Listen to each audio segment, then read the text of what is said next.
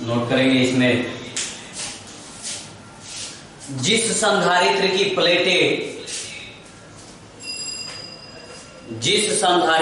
प्लेटें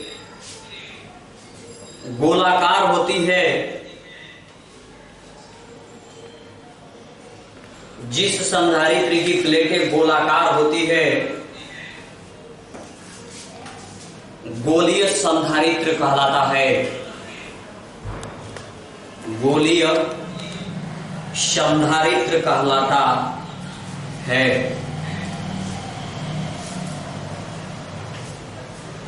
इसमें चित्र बनाएंगे।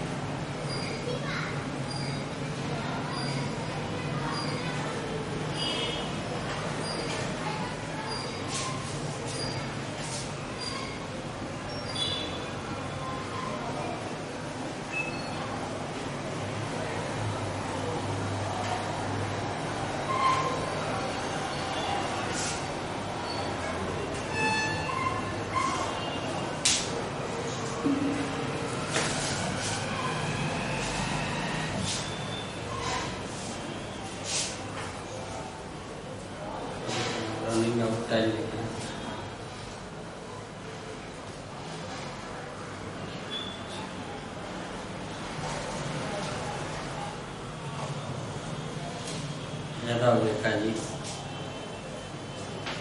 हो गया 40 मिनट लेता है, 40 मिनट हो गया।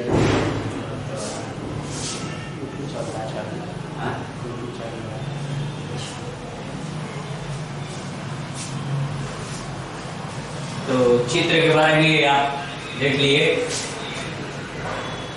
कह रहा है कि एक गोला है, बिंदु ए, एक ही बिंदु से दो गोला खींचा गया है। एक कैपिटल ए गोला है और एक कैपिटल बी गोला है। कैपिटल ए की त्रिज्या स्मॉल ए है और कैपिटल बी की त्रिज्या स्मॉल बी। जैसा कि आपको बताया है कि संधारित्र में दो चालक प्लेट होते हैं। यहाँ हम गोलीय संधारित्र के बारे में पढ़ रहे हैं। तो गोलीय संधारित्र का मतलब हुआ कि जिसमें गोलाकार चालक प्लेट होगा। तो गोलाकार चालक प्लेट का ये पहला भाग है। एक प्लेट को धनावेश दिया जाता है जबकि दूसरे प्लेट को भूधृत किया जाता है। भूधृत यानी कि अर्थिंग कर दिया जाता है। तो यहां हम इसको अर्थिंग भी कर देंगे। पृथ्वी से जोड़ दिया जाता है। तो पहले प्लेट को कुछ आवेश दिया जाता है जबकि दूसरे प्लेट को भूधृत कर दिया जाता है।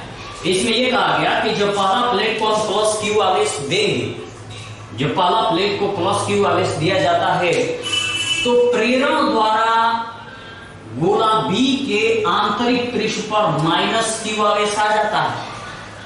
और इसके बाह्य पृष्ठ पर प्लस q आवेश आता है, लेकिन बाह्य गोला का संबंध पृथ्वी से होता है, इसलिए इसका समस्त धनावेश जो है पृथ्वी द्वारा निरावेशित हो जाता है, अर्थात पृथ्वी में समाहित हो जाता है। तो इसी बात को हमें जो अभी चित्र के बारे में आपको बताया गया उसे नोट करना है। नोट करिए, देखिए मान लिया इसमें धातु के दो संकेंद्रीय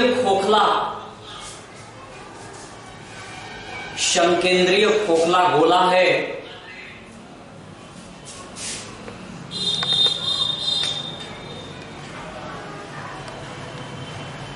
धातु के दो संकेंद्रीय खोखला गोला है,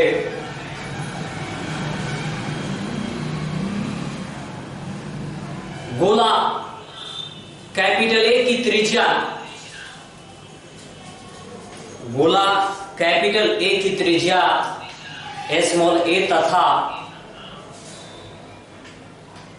गोला कैपिटल बी की त्रिज्या, गोला कैपिटल बी की त्रिज्या स्मॉल बी है। दोनों गोले एक दूसरे से पृथक्कृत,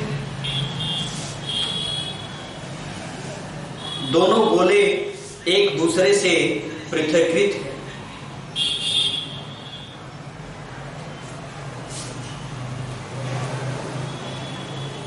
दोनों गोले एक दूसरे से पृथक्कृत है। गोला ए को कैपिटल है, गोला ए को जब प्लस क्यू आवेश दिया जाता है, गोला ए को जब प्लस क्यू आवेश दिया जाता है तो प्रेरण द्वारा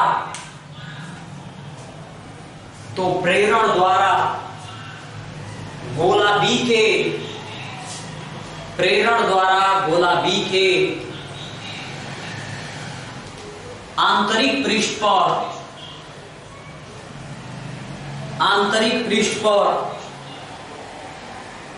माइनस क्यू आवेश, आंतरिक पृष्ठ पर माइनस क्यू आवेश तथा बाह्य पृष्ठ पर प्लस क्यू आवेश उत्पन्न होता है।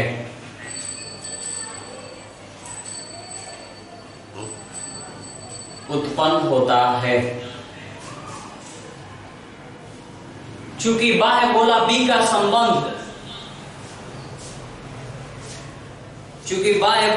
का संबंध पृथ्वी से होता है, अतः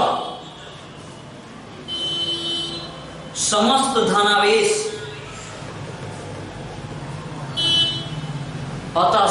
धनावेश पृथ्वी में समाहित हो जाता है। अतः समस्त धनावेश पृथ्वी में समाहित हो जाता है। अतः समस्त धनावेश पृथ्वी में समाहित हो जाता है और उस पर माइनस क्यू आवेश रह जाता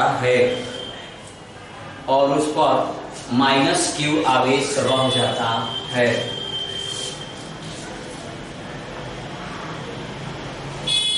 माइनस क्यू आवेश रह जाता है। हो गया। फिर से एक बार चित्र के बारे में देखेंगे। जो भी बात हम लोग लिखे हैं वही आज चित्र में दर्शाया गया है। स्वयं से आप लिख सकते हैं, कोई दिक्कत नहीं होगा। लिखा गया है कि केंद्र बिंदु O को मानकर एक दो संकेंद्रीय खोखला गोला है, कैपिटल ए और कैपिटल बी, दो संकेंद्रीय खोखला गोला कैपिटल ए और कैपिटल बी है। गोला ए की त्रिज्या स्मॉल ए तथा गोला बी की त्रिज्या स्मॉल बी। दोनों गोले एक दूसरे से पृथक्कृत है और गोला ए को कुछ आवेश दिया गया है, कुछ धनावेश दिया गया है, जो गोला ए के पृष्ठ पर चारों तरफ एक समान रूप से वितरित हुआ है, लेकिन वही प्रेरण द्वारा, यह धनावेश प्रेरण द्वारा गोला बी के आंतरिक पृष्ठ पर माइनस क्यू आवेश हो गया है और बाह्य पृष्ठ पर प्लस क्यू आवेश हो जाता है। चूंकि गोला बी का संबंध यानी बाह्य गोला बी का संबंध पृथ्वी से होता है, अतः इसका समस्त धनावेश यानी क्यू जो आवेश है वह पृथ्वी में समाहित हो जाता है। अब इस गोला बी पर कौन सा आवेश बचा? तो केवल और केवल माइनस क्यू आवेश बच जाता है। इसी से हमें संधारित्र की धारिता C का मान ज्ञात करना है। C बराबर Q/V का मान हमें निकालना है। तो अब हम लिखेंगे कि प्लस यानी गोला ए जो दिया है प्लस क्यू आवेश के कारण गोला ए पर स्थित आवेश, यहां लिखते हैं गोला ए पर स्थित आवेश प्लस क्यू के कारण, गोला ए पर स्थित आवेश प्लस क्यू के कारण विद्युत विभव, गोला ए पर स्थित आवेश प्लस क्यू के कारण विद्युत विभव V1 बराबर 1/4 पाई एप्सिलॉन 0, V1 बराबर 1/4 पाई एप्सिलॉन 0 Q बटा में गोला ए है, तो गोला ए की त्रिज्या स्मॉल ए और गोला बी की त्रिज्या स्मॉल बी। तो यहाँ हम ए लिखेंगे, ये हमारा समीकरण नंबर 1 होगा। उसी तरह से गोला बी पर स्थित, गोला बी पर स्थित आवेश माइनस क्यू के कारण, गोला बी पर स्थित आवेश माइनस क्यू के कारण विभव V2 इक्वल टू 1/4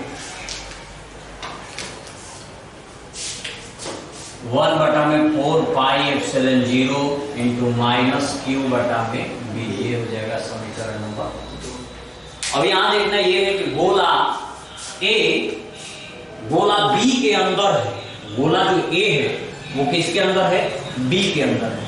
तो गोला ए और बी दोनों एक ही बीच में है, तो लिखेंगे गोला ए गोला बी के अंदर स्थित है, अतः चूंकि गोला ए गोला बी के अंदर स्थित है, गोला ए गोला बी के अंदर स्थित है, अतः कुल विभव V बराबर V1 प्लस V। गोला ए गोला बी के अंदर स्थित है, अतः कुल विभव V बराबर V1 प्लस V2। दोनों विभव को जोड़ देंगे तो V बराबर V1 का मान है 1/4 पाई एप्सिलॉन 0 Q बटा में A प्लस V2 का मान है 1/4 पाई एप्सिलॉन 0 माइनस Q बटा में B।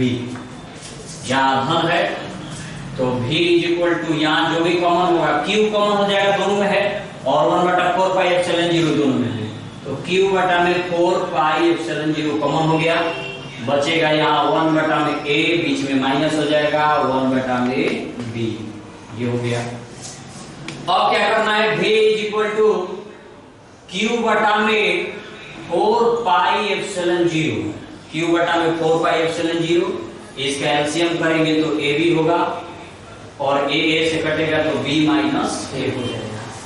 ये हमारा V का मान मिला। हमें ज्ञात क्या करना है? गोलीय संधारित्र की धारिता कितना होगा, ये मान हमें निकालना है। तो गोलीय संधारित्र की धारिता का सूत्र होता है C बराबर Q बटा में V होता है। तो संधारित्र की धारिता लिखते हैं,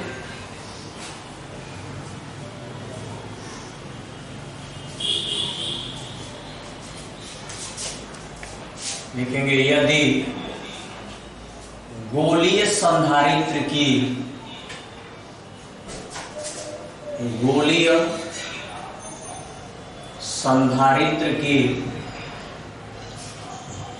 धारिता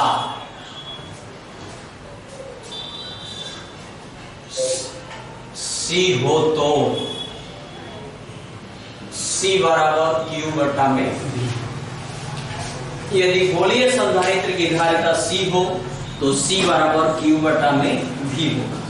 तो C is equal to Q का मान Q ही रहेगा और V का मान यहां निकाला गया है, V बराबर आया है Q बटा में 4 पाई एप्सिलॉन 0, Q बटा में 4 pi epsilon 0 B minus A बटा में AB। यहाँ Q से Q को कैंसिल कर दिया जाएगा, ये 4 पाई एप्सिलॉन 0 ऊपर चला जाएगा। C is equal to 4 pi epsilon 0 और ये जो है B माइनस A बटा में AB पलट जाएगा, तो ये हो जाएगा AB बटा में B माइनस A। ये गोलीय संधारित्र की धारिता का व्यंजक हो जाएगा। C is equal to 4 pi epsilon 0 AB बटा में B माइनस A। अब यहां पर हम एक बात कह सकते हैं कि गोलीय संधारित्र की धारिता का मान तब अधिक होगा जब B माइनस A का मान छोटा होगा। जब B माइनस A का मान छोटा होगा तो गोलीय संधारित्र की धारिता का मान अधिक होगा। तो यहां लिख सकते हैं जब B माइनस A का मान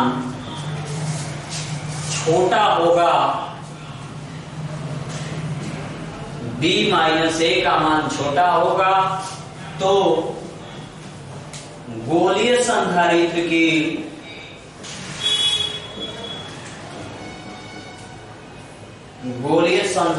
की धारिता का मान अधिक होगा।